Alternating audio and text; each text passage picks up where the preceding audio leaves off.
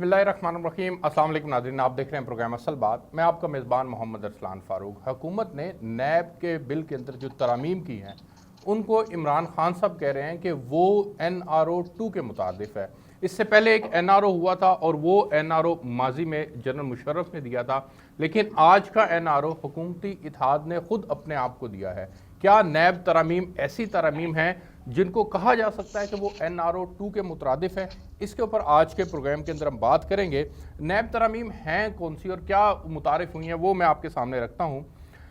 मेरे सामने जो उसकी तफसील है वो ये कि सेक्शन 21 के मुताबिक बैरून मुल्क से कोई सबूत हासिल हो तो इस पर नैब कुछ नहीं कर सकेगा। सेक्शन 5E में बेनामी की तारीफ बदल दी गई है और सेक्शन 9 में मुफाद आमा के किसी केस में मुतासरीन की तादाद कम अज़ कम 100 कर दी गई है, यानी इससे कम मुतासरीन होंगे तो वो नैब का केस नहीं बनेगा। इसी तरह से नैब की खुद मुख्तारी को ख़त्म करके वजारत दाखिला के ज़ेर इंतज़ाम दे दिया गया है। सेक्शन 4 के मुताबिक रेगुलेटर्स और ब्यूरोक्रेसी के फ़ैसलों को मुकम्मल तहफ़्फ़ुज़ हासिल होगा। इसी तरह से सेक्शन 9 में असासों की तारीफ बदल दी गई है, जिससे शहबाज शरीफ और आसिफ अली जरदारी साहब के जो टीटीज़ का केस है वो मुमकिना तौर पर वो ख़त्म हो सकता है। इसी तरह से सेक्शन 14 है जिसके तहत मुलजिम को मनी ट्रेल देने की जिम्मेदारी ख़त्म कर दी गई है। इसी मनी ट्रेल की बुनियाद के ऊपर ही सदर पाकिस्तान ने जो ट्वीट किया था और उसमें फिर हज़रत उमर फ़ारूक रज़ी अल्लाह तआला अन्हु की मिसाल दी थी कि जब उनसे उनकी 2 चादरों का सवाल हुआ था तो फिर बारे सबूत उन पर था और उन्होंने इसको जो है वो क्लैरिफाई किया था, तो इस बुनियाद के ऊपर उन्होंने दस्तखत करने से इनकार भी कर दिया है। इसी तरह से सेक्शन 18C को तब्दील कर दिया गया। अब नैब जो है वो FIR नहीं कर सकेगा और 6 माह में इंक्वायरी रिपोर्ट फाइनल जो है वो ना हुई तो केस ख़त्म तस्वर होगा। और सेक्शन 23 के तहत चेयरमैन नैब किसी जगह को पुलिस स्टेशन और जेल डिक्लेयर नहीं कर सकता। ये तमाम मामलात हैं, इनके ऊपर आज के प्रोग्राम के अंदर हम बात करेंगे। मैं बहुत मशहूर हूँ राजा यासर हमायूं सरफराज साहब का। आप साबिक सूबाई वज़ीर हैं, हायर एजुकेशन के, पाकिस्तान तहरीक इंसाफ के सीनियर रहनुमा। सर बहुत शुक्रिया, आपने वीडियो लिंक पर मुझे ज्वाइन किया है प्रोग्राम के अंदर।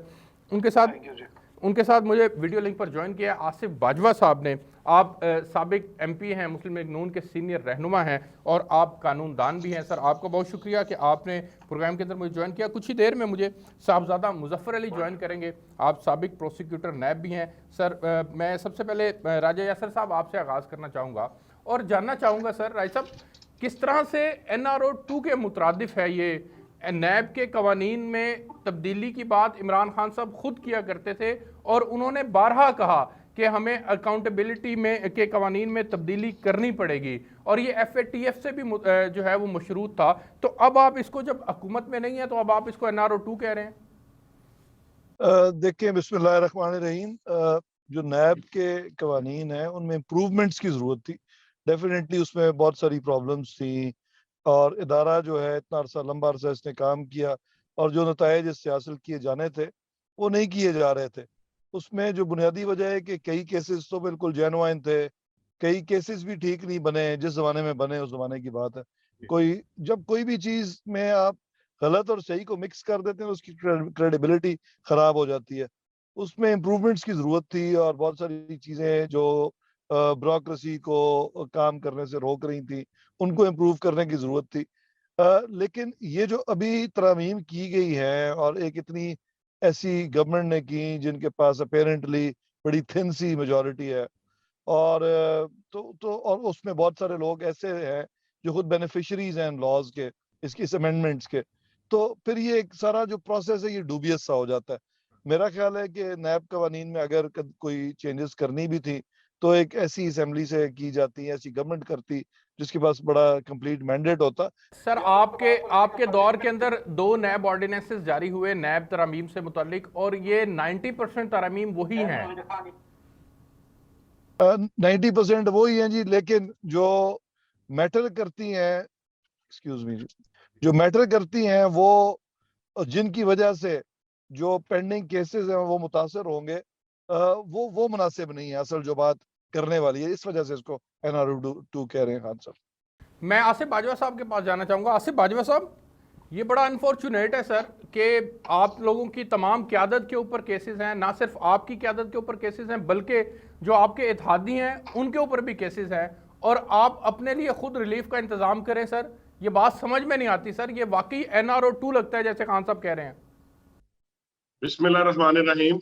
आपका बहुत बहुत शुक्रिया, आपने मुझे वक्त दिया। गुजारिश ये है कि इससे पहले दो जो तरमीम थी, जो बिल्स थे, वो पास कर चुकी पीटीआई की गवर्नमेंट, नंबर 1। नंबर 2, ये जो हमने तरमीम प्रपोज की हैं, जो बिल्स से हमारे, ये वही तरमीम है जो पीटीआई की गवर्नमेंट ने, इनके ऊपर जो पार्लियामेंट्री कमेटी बनी थी, उसकी रिपोर्ट आई हुई है। और ये सिरे से हमने इसमें कोई अमेंडमेंट नहीं की, जो इन्होंने लिखे हुए थे वही तरमीम पास हुई है, पहली बात। और ये मैं बात गारंटी से कह सकता हूँ।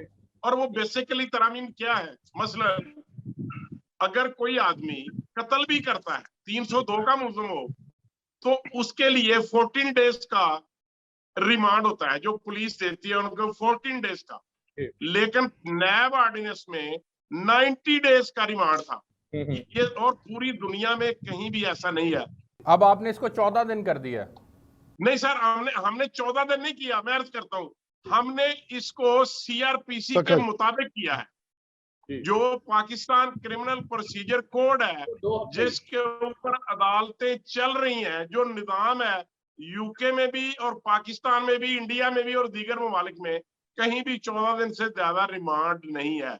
हमने सीआरपीसी के अंडर इसको किया है, जो मदर लॉ है, जो बेसिक लॉ है, जब से 1876 का ये लॉ है। तो ये 14 दिन से कहीं भी रिमांड ज्यादा नहीं है, वो भी मैक्सिमम 14 दिन है। वो जो इलाका मजिस्ट्रेट होंगे या जो जुडिशियल पावर जिनके पास होगी, उनकी मर्जी है कि वो 3 दिन के, नंबर 1। नंबर 2, उसके बाद ये था कि इसमें बर्डन ऑफ प्रूफ जो है, पूरी दुनिया में कहीं ऐसा नहीं है कि बर्डन ऑफ प्रूफ जो है वो अक्यूज्ड के ऊपर हो। पूरी दुनिया के कानून को आप देख लें, मुलाजा फरमा लें, उसमें यही है कि बर्डन ऑफ प्रूफ जो है वो प्रोसिक्यूशन के जिम्मे है। और जो नैब ऑर्डिनेंस था, उसमें बर्डन ऑफ प्रूफ जो है वो अक्यूज्ड के जिम्मे था। ये कैसी बात है कि इल्जाम मैं लगाऊंगा आपके ऊपर, लेकिन मेरे इल्जाम को आपने प्रूव करना है। मैं भाई, आप क्यों कैसे प्रूव करेंगे मेरे इल्जाम को? सर ये आपकी बातें, सर ये आपकी बात ठीक है, लेकिन इसी बर्डन ऑफ प्रूफ के मामले में हजरत उमर फारूक की एग्जांपल भी हमारे सामने है, हमें वहां से भी गाइडेंस मिलती है। उस गाइडेंस को आप सामने रखें तो आपको जो आपके ऊपर इल्जाम लगा है सर, उस इल्जाम के कुछ ना कुछ तो आपको भी सबूत देने पड़ेंगे ना। हाँ, मैं 1 मिनट मुझे कंप्लीट कर लेने दीजिएगा। अच्छा, आपने जो बात की है, ये बर्डन ऑफ प्रूफ के मुतल्लक जो इस्लामी नजरियाती कौंसिल है, उसमें ये बात गई, और इस्लामी नजरियाती कौंसिल ने पीटीआई की जो क्वेश्चन थे उनके मुतल्लक, राजा यासर मायूं साहब सुन पा रहे हैं मुझे, वो उन्होंने कहा कि इस्लाम क्या कहता है, पाकिस्तान की बात नहीं है, कुरान क्या कहता है, शरीयत क्या कहती है। तो इस्लामी नजरियाती कौंसिल ने कहा कि बर्डन ऑफ प्रूफ जो है वो हमेशा प्रोसिक्यूशन की तरफ से होगा। ये सर आपका इस पे नुक्ता, सर ये तरमीम से मुतालिक आपकी जस्टिफिकेशन ठीक है सर, लेकिन गुजारिश ये है कि आप वो लोग हैं जिनके ऊपर अपने केसेस हैं सर, अरबों रुपए के केसेस हैं सर। जब आपके ऊपर अरबों रुपए के केसेस हैं तो इसकी जस्टिफिकेशन आप क्यों कर रहे हैं सर? आप क्यों इन तरमीम को कर रहे हैं?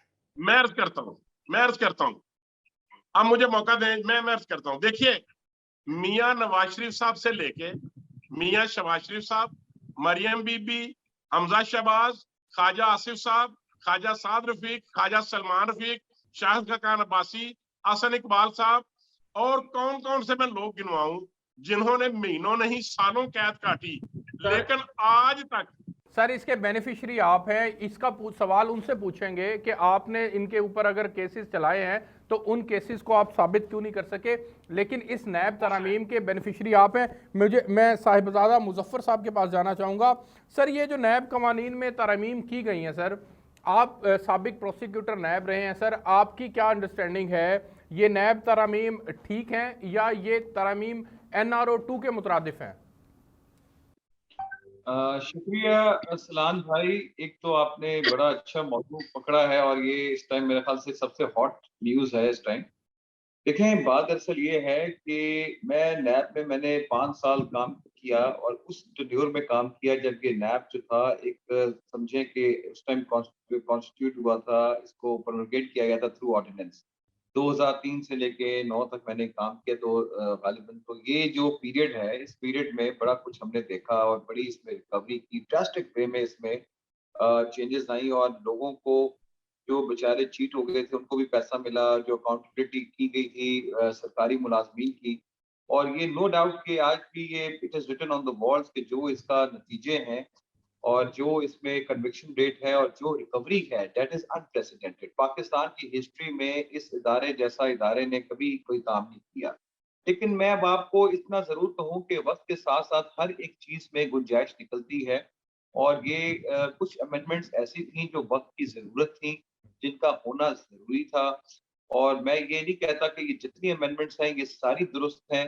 मैं ये भी नहीं कहता कि सारी गलत हैं। लेकिन इसमें चंद एक ऐसी अमेंडमेंट्स आई हैं जो इसकी मफादियत जो कॉम्पिटी ऑर्डिनेंस का है वो बिल्कुल ऐसे लग रहा है कि जैसे खत्म हो चुका है। तो मेरा ख्याल है कि अगर हम इसमें मोटी-मोटी बात जो मैं जिससे मुत्तफ़िक नहीं हूँ और जो मैं ये समझता हूँ कि ये हमारा जो ये इतना अच्छा इदारा है जिसने बड़ी करप्शन के अगेंस्ट मैं किसी भी शख्सियत के बारे में सर अगर बात नहीं मैं करूँगा। वन बाय वन आपसे दो तीन चीज़ें पूछूं सर कि वफाकी और सूबाई काबीना के फैसले नैब के दायरा इख्तियार में नहीं आएंगे, ये तरमीम ठीक है सर?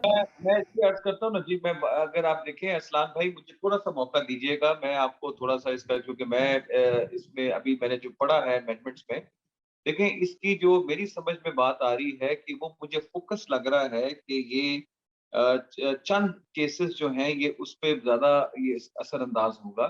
उसकी रीज़न ये है कि जहाँ पे देखें मैं हमेशा आपके भी प्रोग्राम के तवज्जुह से हर जगह पे मैं एक ही बात करता रहा कि कभी उस शख्स से पूछें कि जिसकी हार्ड पूरी ज़िंदगी की कमाई, इंसान का जो पैसा हार्ड एंड मनी ये खा जाते थे जालसाज़ी से और जब उसको वो मिलता था पैसा, तो उसके बच्चे, उसके हर बंदा उसके लिए दुआ करता था इन्वेस्टिगेशन ऑफिसर के लिए कि आपकी वजह से हमारी ये हार्ड एंड मनी मुबैना तौर पर इसके बेनिफिशरी ख्वाजा साद रफीक होंगे। चीट किया तो वो चलेगा, उसके ऊपर कोई प्रॉब्लम नहीं आएगी। लेकिन अगर 100 बंदे की फिगर होगी तो वो नैब ऑर्डिनेंस में आ जाएगा। ये कहाँ का असूल है कि आप कैप कर दें किसी भी पब्लिक एट लार्ज को, तो ये एक गलत हो गया। दूसरी बात देखिए अरसलान भाई, हर चीज़ की एक अपना एक रूल होता है। देखिए मैं ये नहीं कहूँगा कि अगर कोई जो आपने फरमाया कि अगर कोई मिसयूज़ अथॉरिटी कर रहा है, कोई भी इदारे का अफ़सर अगर कोई काम करता है और उसमें कोई लेन-देन का मामला नहीं है, तो वाक़ई वो नैब के एम्बिट में नहीं आना चाहिए। इसमें मैं उनके हक में हूँ कि ये वाक़ई ये बात दुरुस्त है। ये आज तो इनके ज़हन में आई है, इससे पहले भी अमेंडमेंट जो प्रीवियस गवर्नमेंट है, उन्होंने ये अमेंडमेंट की थी कि मैं ये जो आज इन्होंने आपने एप्लीकेबिलिटी के जो 5 सेक्शन है, इन्होंने उसी अमेंडमेंट को अडॉप्ट किया है। यानी कि जहाँ पे अगर कोई सरकारी मुलाज़िम के खिलाफ कोई लेन-देन का सबूत नहीं है, तो वो मिसयूज की अथॉरिटी के जिम्मे में नहीं आएगा। ये दुरुस्त है ये और इस पे सुप्रीम कोर्ट ने भी 2-3 दफा कहा। ये एक बड़ी लेटेस्ट जजमेंट थी 2018 सीएमआर 1118 उसमें मैंने कहा था कि जी कि मिसयूज अथॉरिटी के लिए जरूरी है कि आपका फाइनेंशियल गेन लेना मॉनेटरी साहबजादा साहब, बेनिफिट सर गुजारिश ये है कि एक ब्रेक का वक्त हो गया है। केस होता है। देखिए मैंने एक चीज खरीदी है, मैंने ही इस्टेब्लिश करना है कि ये पैसे मैंने कहाँ से लेके तो मैंने किए, तो उसका जो सेक्शन 14 की अफादियत है वो इन्होंने डिलीट कर दी है। अब बर्डन ऑफ प्रूफ जो चला गया है वो चला गया है नैब के ऊपर। नैब को क्या मालूम कि जी कि अगर इन्होंने गिलास खरीदा या कोई ऐसी चीज खरीदी, ये कहाँ से खरीदी, किससे खरीदी, तो ये हमेशा मुल्जिम अपना मौकफ देता है कि जी कि मैंने ये जो पैसे आए या मेरे अकाउंट में आए ये वहां आए, तो ये कहाँ से आए। मुझे एक ब्रेक पे जाना है, मैं ब्रेक से वापस आता हूं तो फिर मैं यहीं से कंटिन्यू करूंगा। राजा यासर हुमायूं सरफराज साहब से जानेंगे कि सर अदम एतमाद की साजिश जो है उसका आप लोग कहा करते थे, लेकिन अब आकर बयानियां फिर बदलना शुरू हो गया और अब आप अमेरिका की साजिश का बयानिया पीछे चला गया और अब आप ये कह रहे हैं कि ये हुकूमत इसलिए तब्दील हुई थी, ये अदम एतमाद जो लाई गई थी वो इसलिए लाई गई थी क्योंकि NRO 2 जो है वो इनको चाहिए था। एक ब्रेक लेते हैं, ब्रेक से वापस आएंगे तो यहीं से कंटिन्यू करेंगे, मेरे साथ रहिएगा।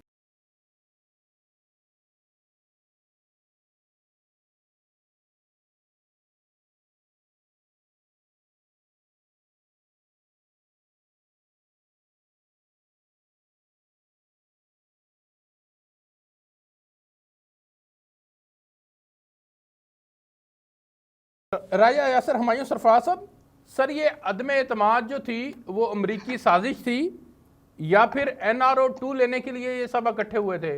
देखें, कोई भी जो प्लान है वो कामयाब तब होता है जब बहुत सारी जो ताकतें हैं उनके इंटरेस्ट कन्वर्ज कर रहे हों। तो जो अमेरिका की बात है वो अपनी जगह पे है। अमेरिकन जो है उनको कभी भी किसी थर्ड वर्ल्ड कंट्री की इंडिपेंडेंट फॉरेन पॉलिसी जो है वो पसंद नहीं आई, और एक पूरा रिकॉर्ड है, ट्रैक रिकॉर्ड है उनका कि वो फिर जो भी उनके लिए पॉसिबल होता है वो करते हैं उस रिजीम को चेंज करने के लिए, और उसके बहुत सारे शवायद यहाँ पे मौजूद हैं। लेकिन क्योंकि यहाँ पे जो पॉलिटिकल पार्टीज बैठी हैं उन तमाम के आइडियोलॉजीज भी मुख्तलिफ हैं, वोट बैंक भी मुख्तलिफ हैं, और उनकी जो फॉरेन पॉलिसी ऑब्जेक्टिव्स हैं वो भी डिफरेंट है, लेकिन उन सबको एक पेज पे जो वो आए हैं उसमें कुछ उनकी ज़ाहिर मफादात कन्वर्ज करते हैं, तो इसलिए आए हैं ना। तो जब अमेरिकन का इंटरेस्ट और इनका इंटरेस्ट ऑब्वियसली यही था कि हमने किस तरह इन केसेस से निकलना है। ज़ाहिर इनको खामखा किसी तमाम को एक पेज पे तो होने की जरूरत नहीं थी ना, तो इनका मुश्तरका इंटरेस्ट ये था बहुत सारों का कि हमने इन केसेस से निकलना है, और ऑब्वियसली वो सबके सामने है कि डेट्स जो है मियाँ शहबाज शरीफ साहब की और हमजा साहब की तो बिल्कुल ड्यू था, उनकी फर्द जुर्म आयद होनी थी FIA के केसेस में भी। लेकिन आसिफ बाजवा साहब, राय साहब, आसिफ बाजवा साहब ने एक बड़ा वैलिड पॉइंट उठाया है। वो कहते हैं कि 3.5 साल आपके पास हुकूमत थी, आप कुछ तो साबित करते, किसी को तो सजा दिलवाते, लेकिन आपका इंसाफ का बयानिया, करप्शन के खिलाफ जो बयानिया था वो बुरी तरह से नाकाम हुआ। महज केसेस रहे, लोगों को बिला वजह जेलों के अंदर रखा गया, लेकिन कुछ भी साबित नहीं कर सके आप। बाजवा साहब देखें, ज़ाहिर वकील हैं और आर्ग्यू भी बड़ा अच्छा कर रहे हैं, लेकिन ये केसेस तो वंस एक दफा बन जाते हैं तो प्रोसिक्यूशन का काम होता है। प्रोसिक्यूटर साहब हमारे साथ मौजूद हैं, दोनों लीगल लोग हैं। अदालतें जो है वो इंडिपेंडेंट होती हैं फैसला करने में। नैब कोई हमारे डायरेक्ट जेर असर तो थी नहीं, हमने तो सिर्फ किया ये कि नैब के मामला में दखल अंदाजी नहीं की। अदरवाइज तो ये केसेस 90% से ज्यादा पहले के बने हुए केसेस थे जो चल रहे थे, और उनकी जो प्रोसिक्यूशन ने केस बनाना होता है जो पूरा एक महकमा है, और उसके बाद अगर वो नहीं साबित कर सके तो उसका मतलब है इदारा इस तरह काम नहीं कर रहा था जैसे उसको करना चाहिए था।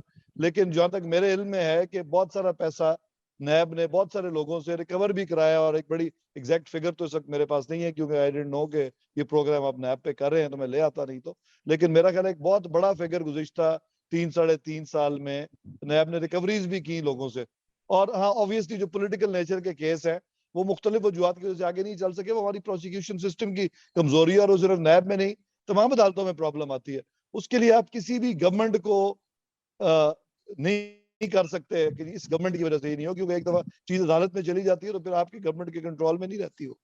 राजा साहब, अगर आपके मुखालिफिन ये बात करते तो समझ में आता है कि आप लोगों ने पॉलिटिकल विक्टिमाइजेशन की होगी, लेकिन जब आपके अपने लोग जो आपके साथ थे, अलीम खान साहब की तरह के लोग, वो अगर आकर ये कहते हैं कि इमरान खान साहब ने पॉलिटिकल विक्टिमाइजेशन की है, तो सर फिर, और आपकी जानिब से साबित भी कुछ नहीं हो सका, तो फिर बाद में उनकी में वजन आ जाता है सर कि वाकई आप लोगों से कहीं ना कहीं को गलती जरूर हुई है इस मामले में। अलीम खान साहब तो सर हमारे साथ रहे हैं, मैं ज्यादा उनके खिलाफ बात नहीं करना चाहता, लेकिन इतना मुझे पता है कि जो उनपे नैब में केस शुरू हुआ और जो काम तब हम गवर्नमेंट में आए भी नहीं थे ठीक तरह, तो वो जो बात कर रहे थे डेट्स ही मैच नहीं कर रही थी। थोड़ा सा वो लॉजिकल हो जाते, वो जैसे ही गवर्नमेंट अभी बनी नहीं थी, प्राइम मिनिस्टर ने ओथ नहीं लिया था, तो उससे पहले उनको नैब में कॉल किया गया। तो इससे तो ये साबित होता है कि प्राइम मिनिस्टर का तो उसमें कोई रोल नहीं था। और हमने तो सिर्फ एक बात की थी और उस पर वो कायम भी रहे कि चाहे हमारी अपनी पार्टी का कोई लीडर होगा उसको हम प्रोटेक्ट करने की कोशिश नहीं करेंगे। सप्तान खान साहब हमारी पार्टी के एक बड़े सीनियर लीडर है, मेरे भी मोहतरम है, और उनका जो केस है वो भी, उसका भी कोई सर पैर नहीं है जो जिसमें वो फंसे हुए थे, उस पर भी किसी किस्म की इंटरफेरेंस हमारी गवर्नमेंट ने नहीं की। तो इसको पता नहीं आपको, और वो उन्होंने पार्टी भी नहीं छोड़ी। हालांकि उनको भी पहले गिला था कि हमारे गवर्नमेंट के होते हुए ये हो गया, तो उनको यही अपने आप खुद नहीं केस है। तो मैं ये समझता हूँ कि ये तो एक अच्छी बात है, इसमें बुराई क्या क्या हमारी गवर्नमेंट ने इंटरफेयर नहीं किया। मुझे बाजवा साहब के पास जाना है। बाजवा साहब, सर क्या अदम एतमाद इसलिए लाई गई थी क्योंकि साल के आखिर में एक तब्दीली होनी थी, उससे इमरान खान साहब ने और मजबूत हो जाना था, और शायद वो अगले 15 साल के लिए वज़ीर आज़म ही रहते, आप लोगों ने ये जो खुर्रम दस्तगीर साहब ने स्टेटमेंट दी है, इस बात में कुछ वजन लगता है सर। आप लोगों ने इसलिए अदम एतमाद लाए थे ताकि आप लोग अपने आप को बचा सकें, सेफ एंड पे ला सकें। देखिए, बात यह है कि जब पीडीएम अदम एतमाद की बात करती थी तो शेख रशीद साहब, फवाद चौधरी साहब, असद उमर साहब और बिजाते खुद इमरान न्यादी साहब कहते थे कि भाई जल्दी करो, आज आप अदम एतमाद पेश करेंगे, नेक्स्ट डे हम इस पे काउंटिंग करवा लेंगे और फौरी तौर पे हम देखेंगे कि। और फिर इमरान न्यादी साहब ने जलसों में कहा कि खुदा का शुक्र है, मैंने अल्लाह से दुआ मांगी थी कि अल्लाह ने मेरी दुआ कबूल कर ली और ये लोग अदम एतमाद ले आए।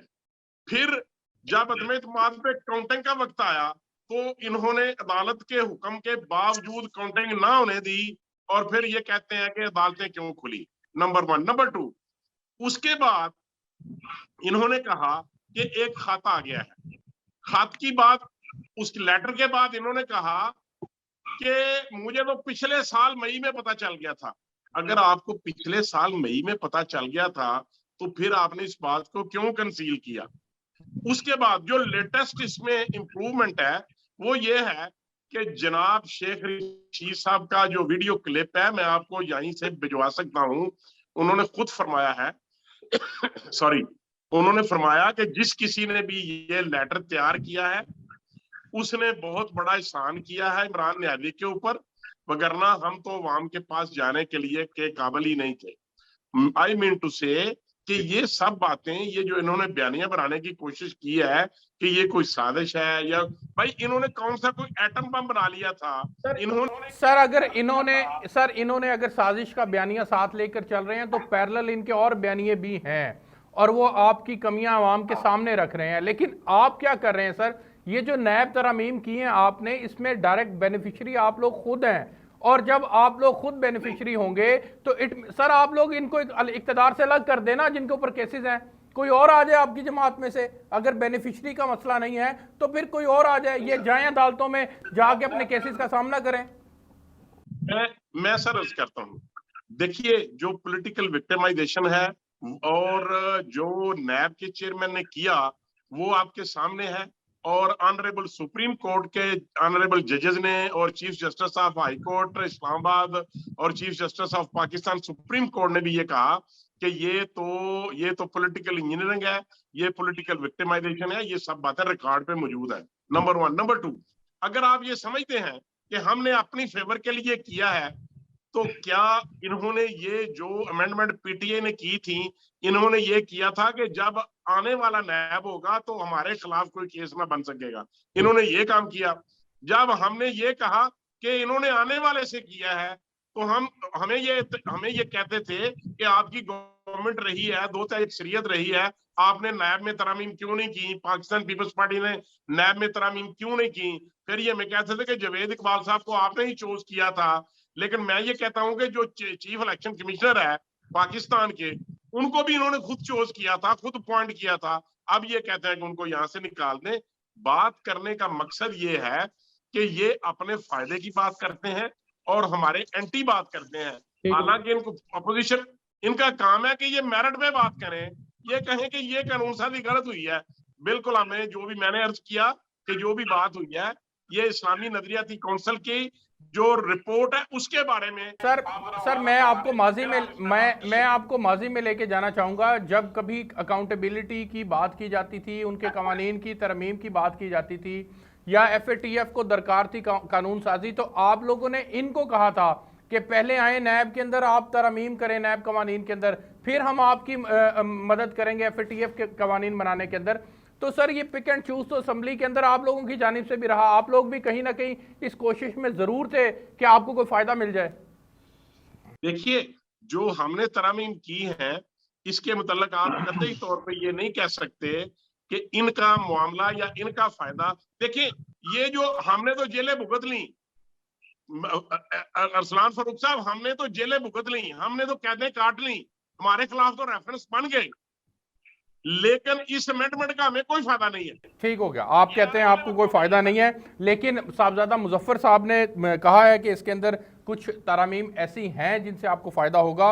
और पब्लिक एट लार्ज वाली तरमीम में ख्वाजा साद रफ़ीक साहब का केस है, 76 उनके केसेस हैं और आपने उसको बाउंड कर दिया है कि वो 100 केसेस होंगे तो वो नैब का कानून नैब कवानीन के अंडर आएगा। इसी तरह से और बारे सबूत का मामला है। मैं साहबजादा मुजफ्फर साहब आपके पास जाना चाहूँगा सर, ये जो बारे सबूत का मामला है सर, इसके अंदर माजी के अंदर नैब कवानीन से मुतालिक सुप्रीम कोर्ट ऑफ पाकिस्तान की के रिमार्क्स भी मौजूद हैं, बल्कि फैसलों के अंदर उन्होंने लिखा भी हुआ है कि कवानीन को तब्दील करने की ज़रूरत है। अगर नैब किसी आदमी को पकड़ता है और वो 3-4 साल की इंक्वायरी के बाद, केस भुगतने के बाद वो गिल्टी प्रूफ नहीं होता, तो सर उसका जो 3-4 साल का जो नुकसान हो गया, जो उसकी शोहरत ख़राब हो गई, सर उसका भी तो कोई खुमियाजा होना चाहिए कि नहीं होना चाहिए?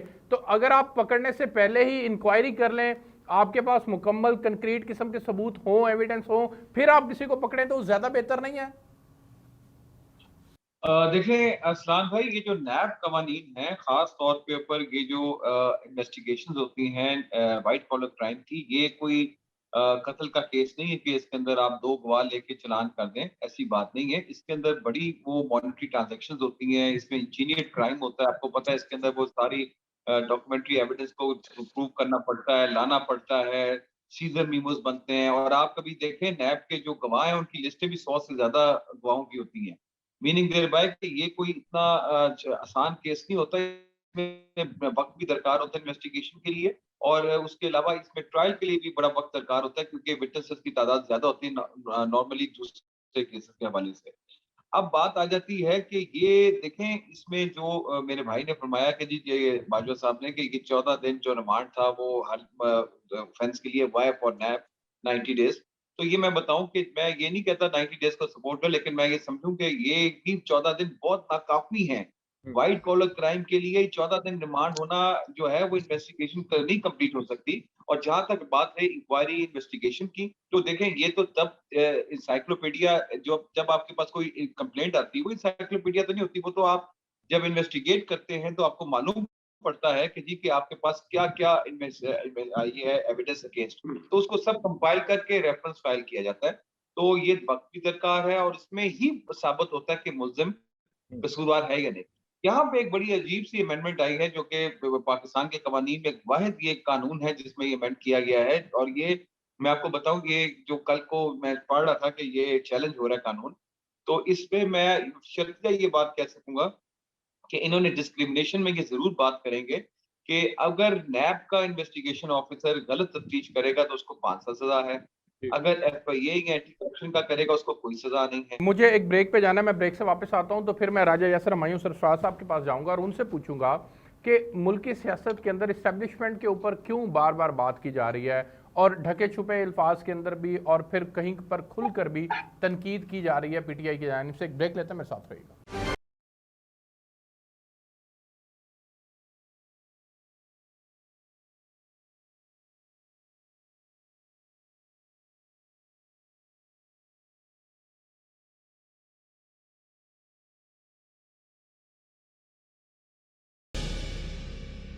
जी वेलकम बैक नाजरीन। राजा साहब, सर क्यों इमरान खान साहब अदारों के ऊपर तनकीद कर रहे हैं, इस्टेब्लिशमेंट के ऊपर कहीं पर नाम लेकर बात की जा रही है, आपके कारकुनान की जानिब से भी, दीगर पार्टी रहनुमाओं की जानिब से भी, ऑफ द रिकॉर्ड भी और ऑन रिकॉर्ड भी सर बात की जा रही है।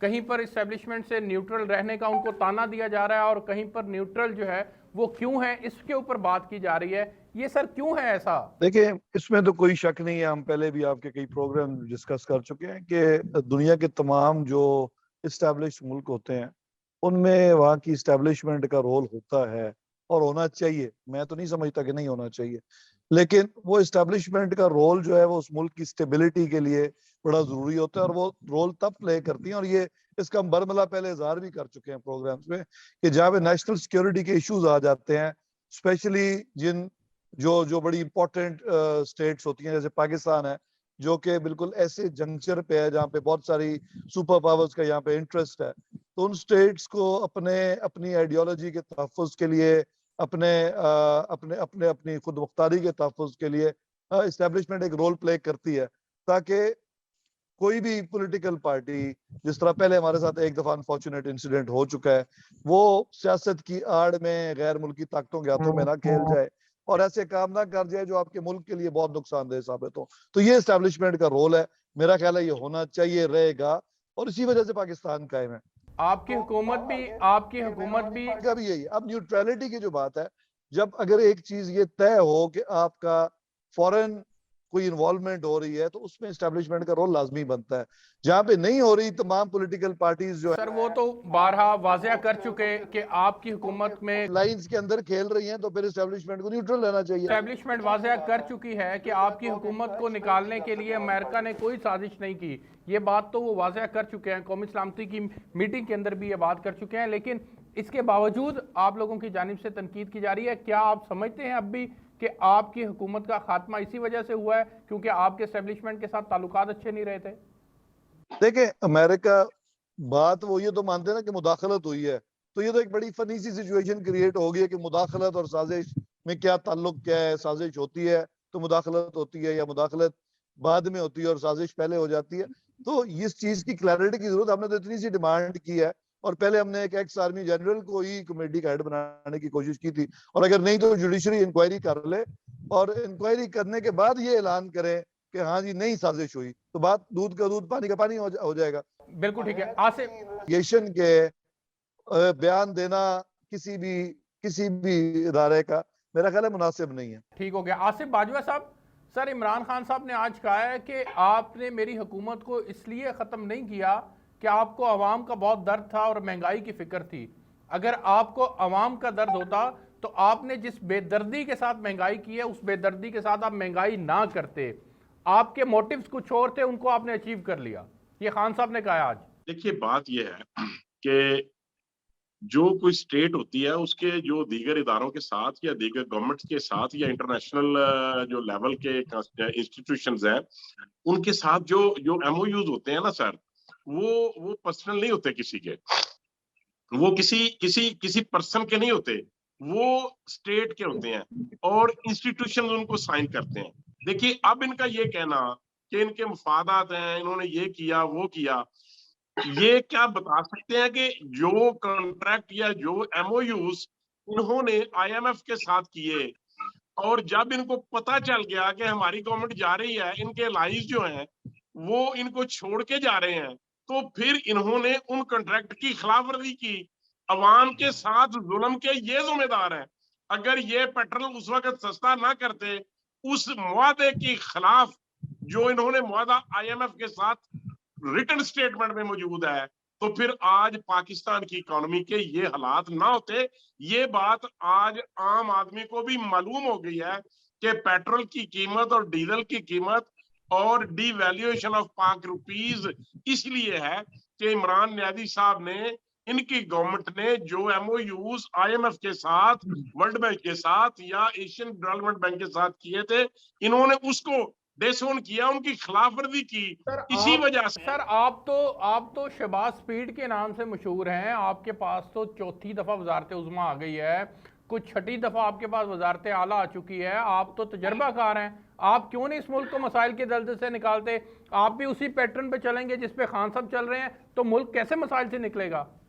देखिए, ये एक ऐसा लेवल है कॉन्ट्रैक्ट का, एमओयूज का, जिसको आप या मैं या पाकिस्तान का कोई भी बरसरे इक्तदार शख्स या स्टेट का कोई नुमाइंदा उस कॉन्ट्रैक्ट से या उस एमओयू से जो बीइंग स्टेट साइन हो चुके हैं उससे बैकआउट नहीं कर सकता। ठीक हो गया सर, आपका बदनीति से आपका मौकफ आ गया सर। बैकआउट किया। इस पे मैं कमेंट करना, जी सर, मेरे पास वक्त खत्म हो गया जी, प्लीज कीजिएगा प्लीज। मैं सिर्फ ये कहना चाहता हूं कि एमओयू साइन नहीं हुआ था, मुआहिदा तो अभी भी साइन नहीं हुआ।